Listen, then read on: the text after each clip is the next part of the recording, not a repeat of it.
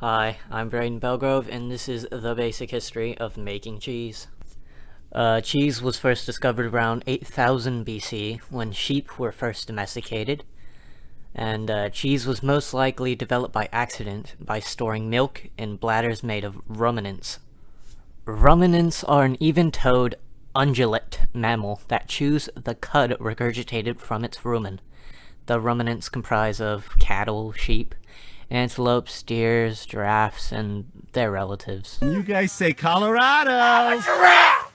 So pretty much when we first stored milk in sheep's bladders, it curdled up in a way that created cheese.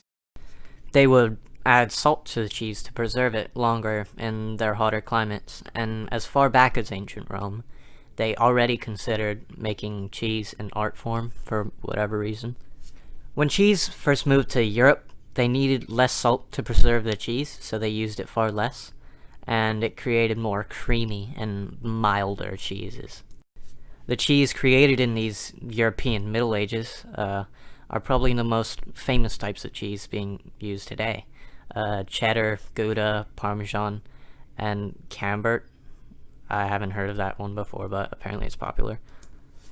And I actually find it kind of weird when I first found this, but it turns out cheese was first mass-produced in 1815, and you get bonus points if you can guess where, but I won't give you the time.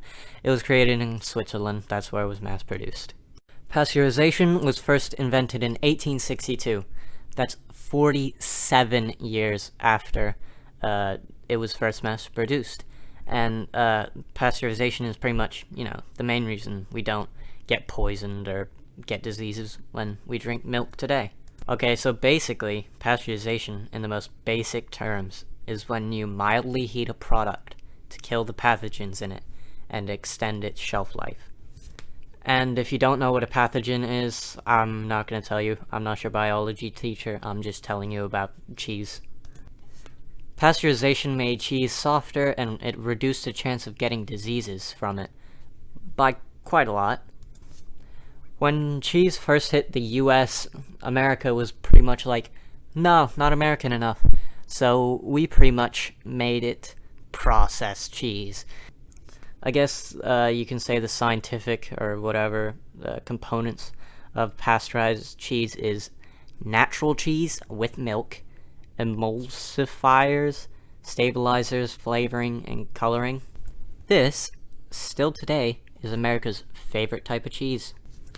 In more recent times, artisan cheese is making a comeback, where basically people are just making regular cheese that's not mass-produced, and they're selling it for more.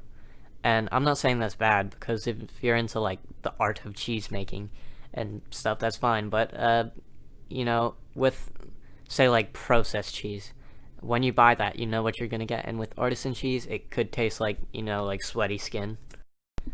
So that was the basic of making cheese. If you're interested, go ahead and Google it. I just told you the basics. There's more, I guess. There's not a lot, but there is more. And I don't even like cheese. Cheese.